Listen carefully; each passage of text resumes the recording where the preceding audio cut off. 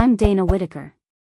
I'm 57, a widow, and I live in a quiet suburb just outside Asheville, North Carolina. For nearly 20 years, I've kept things running smoothly as the office manager at a mid-sized law firm. I raised 2 kids, my daughter Haley, who just turned 33, and my son, Mason, who's 30 now.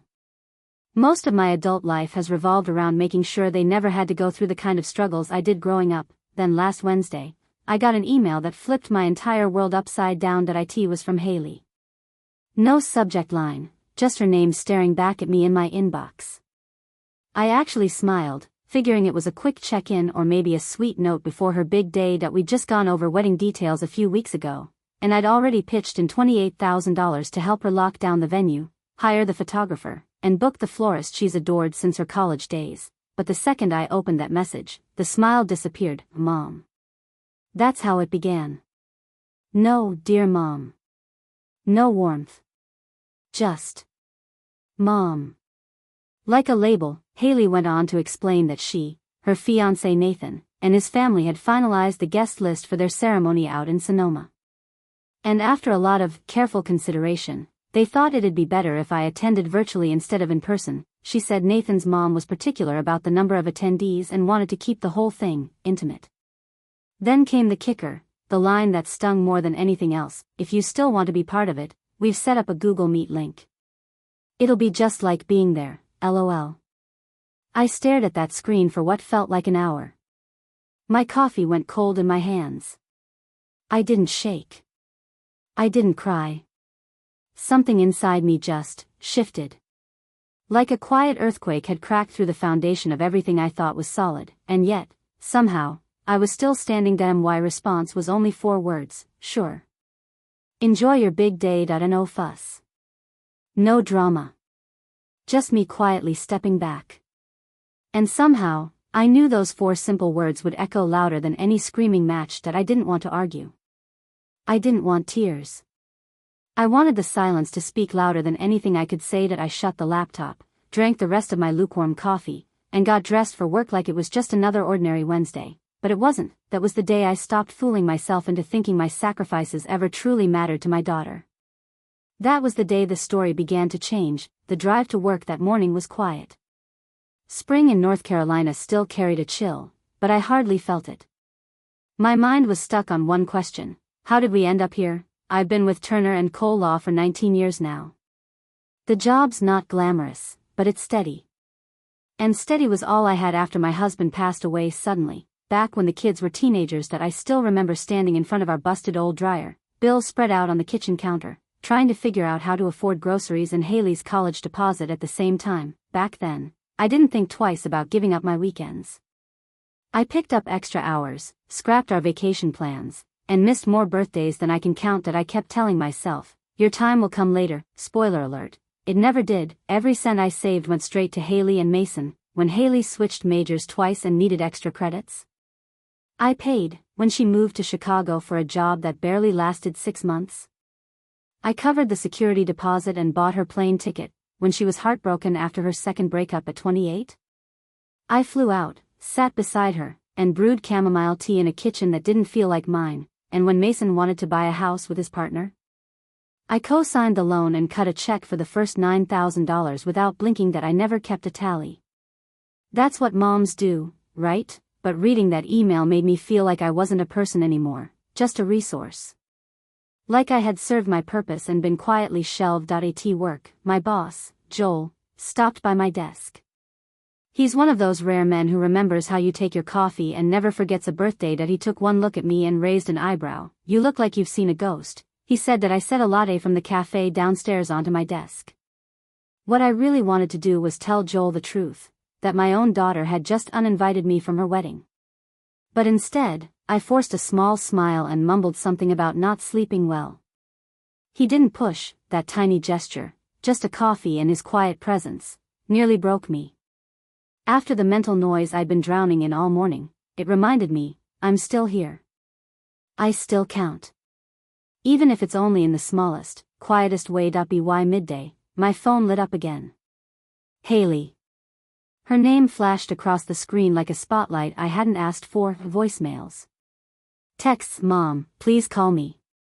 We need to talk. This isn't funny that I didn't listen. Not yet that I just sat there with my latte, letting the warmth ground me, and thought, maybe it's time to stop always being the one who picks up. Maybe it's time to stop auditioning for a role in someone else's life story when they won't even give you a seat at the table. That afternoon, I made a decision that shifted everything. That I wasn't going to cry or lash out. I wasn't even going to explain myself. That I was going to do something that spoke louder than all of that. That I was going to move. Instead of heading straight home after work, I drove a few blocks over to Blue Ridge First Bank. Carlos, the branch manager, had helped me set up everything from 529 plans to adjusting my retirement. He always greeted me like a friend, Mrs. Whitaker. He smiled, standing to shake my hand. What can I help you with today? I sat down, placing my purse on the floor and folding my hands calmly. My voice was steady, almost too steady. I need to cancel a wire transfer, I said. That he blinked, caught off guard. The one for the Sonoma venue? Yes, that one. Carlos hesitated, thoughtful. There might be a cancellation fee depending on how far along it is. May I ask why? The situation changed, I said simply. That he tapped around on his computer. You're in luck, it hasn't cleared yet. Just in time. Then he looked at me more closely. Are you sure, Mrs. Whitaker? That was for $50,000. It's not a small amount. I nodded. I'm sure. That $50,000 was supposed to be the second payment. I'd already sent $30,000 earlier to lock in everything. Altogether, $80,000. For a wedding I wasn't even welcome at. That I signed the forms. Left the bank without hesitation. By the time I walked through my front door, I had 9 missed calls from Haley and 2 from Mason. One voicemail simply said, Mom, please don't do this. I turned my phone off. I in the kitchen, I reached for a bottle of Merlot I'd saved for Thanksgiving dinner. I hadn't opened it back then. Haley was supposed to come, but canceled last minute. Something about work. That I poured a glass, stepped out onto the porch, and let the last of the evening sun warm my face. Birds chirped nearby. A neighbor's dog barked in the distance. Everything felt still, and then the memories started to roll in, one after another. Every birthday I planned alone, every holiday dinner where I pretended I wasn't waiting for a phone call that never came, all the little sacrifices no one saw, the shoes I didn't buy, the same car I drove for 14 straight years, the trips I promised myself next summer. I thought about Nathan's mother, the woman who barely even knows Haley, but whose opinion somehow outweighed mine. She had decided who counted as family.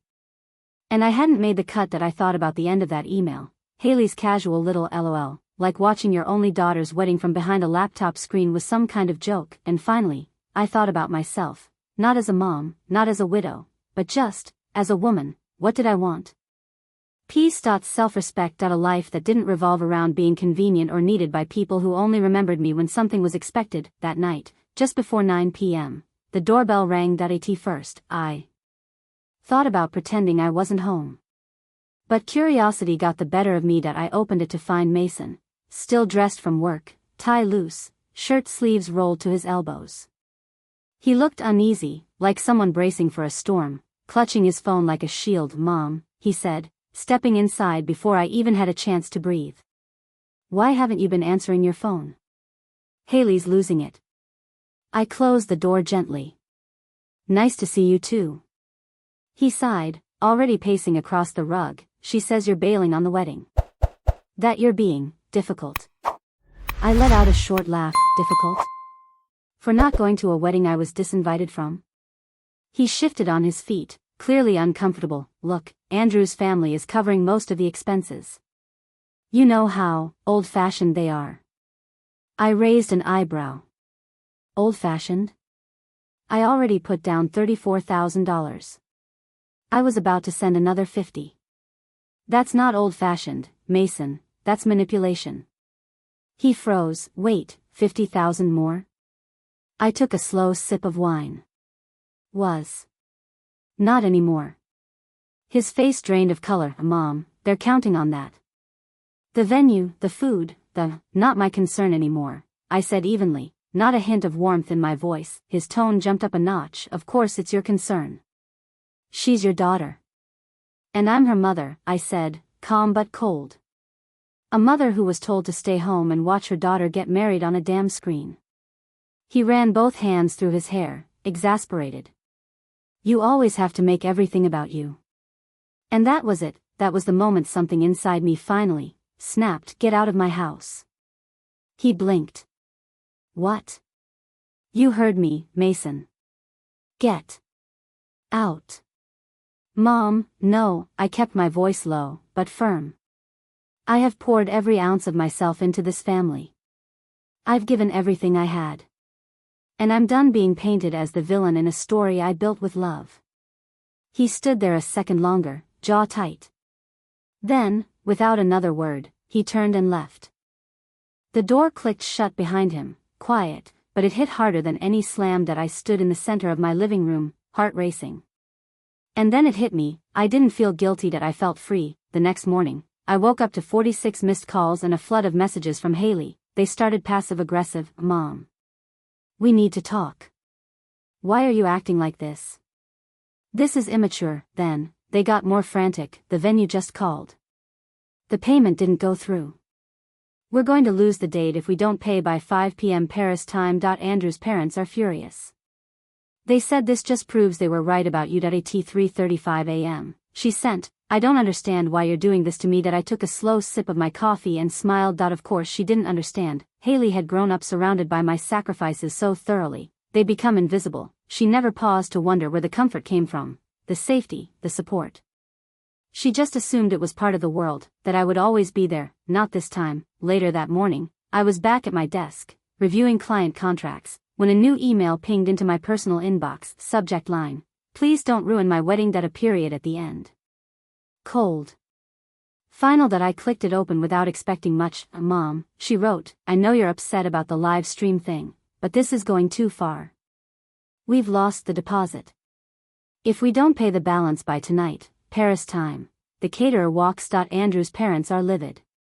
They're saying this shows you're impossible to deal with. Please don't do this. We can talk about letting you come to the ceremony, but we need the funds first. And there it was, not an apology, not regret, just a negotiation. Like my presence at my own daughter's wedding was a bargaining chip, something that could be traded for money. As if being there, being her mother, was up for sale. I didn't respond. I closed the email, turned back to my laptop, and got on with my work. Around noon, Joel strolled over to my desk, holding 2 paper menus. Lunch? He asked. That new Italian place opened on Chestnut. I almost said no, like I usually did. But something inside me had shifted. Maybe it was everything that had come into focus in the last 24 hours. Maybe I just needed to sit somewhere that didn't ask anything of me. So I nodded. I'd like that. Over pasta and warm bread, Joel told me about his grandkids, how exhausting but beautiful it was to chase them around the yard, and how his youngest had just discovered glitter. His eyes were soft. Present. At one point, he looked at me and said gently, Forgive me, Margaret, but you seem lighter today. I surprised myself that I told him everything. About Haley, the wedding, the email, the money, what I'd done. When I finished, he didn't offer advice. He didn't try to fix me. He just said, sometimes the hardest kind of love is the one where we draw a line. Especially with the people we've given the most to. Then he reached across the table and gave my hand a brief, reassuring squeeze. I think you did the right thing. And for the first time in a very long time, I believed it too. When I got back to my desk, the calls and texts had doubled. But I didn't answer. I didn't have to, because for once, my silence said everything. That evening, I pulled into my driveway just as the sky was beginning to dim. The porch light clicked on by itself. Everything looked peaceful. Still, except someone was sitting on the front steps. As I got closer, I realized who it was. Jenna. Haley's best friend since grade school. She'd spent half her childhood at our house, making cupcakes, movie marathons, whispering secrets under blankets during sleepovers. I hadn't seen her in years. Mrs. Avery, she said, standing up and brushing invisible lint off her coat, I'm sorry for just showing up. It's all right, I said, unlocking the door. Would you like some tea? She followed me into the kitchen, her eyes scanning the space like she was revisiting old memories. As the kettle heated, I finally asked, Haley sent you, didn't she? She hesitated. She's a mess. They lost the venue. The florist dropped out. Andrew's parents are threatening to pull the plug. I said nothing, just grabbed 2 mugs. She's panicking, Jenna continued. She knows she screwed up. She just doesn't know how to fix it. I looked at her. So you're here to fix it for her? She shook her head. No. I'm here to ask, is there anything she can say or do to change your mind? I paused. Was there? Would an apology erase what it felt like to be excluded, treated like a checkbook, told I was welcome only if my money showed up too?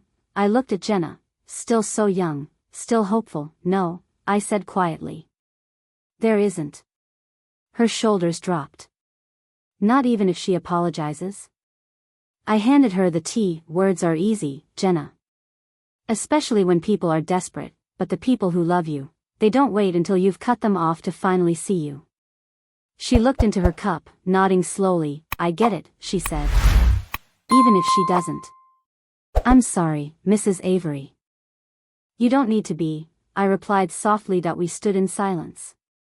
2 women, 2 generations, bound by one hard truth: sometimes, love has limits, and sometimes, the only way to be seen is to walk away. She didn't stay long. Didn't try to argue, she just thanked me, hugged me gently, and disappeared back into the night. And me? I finally closed the door on a version of myself I had long since outgrown. The wedding never happened.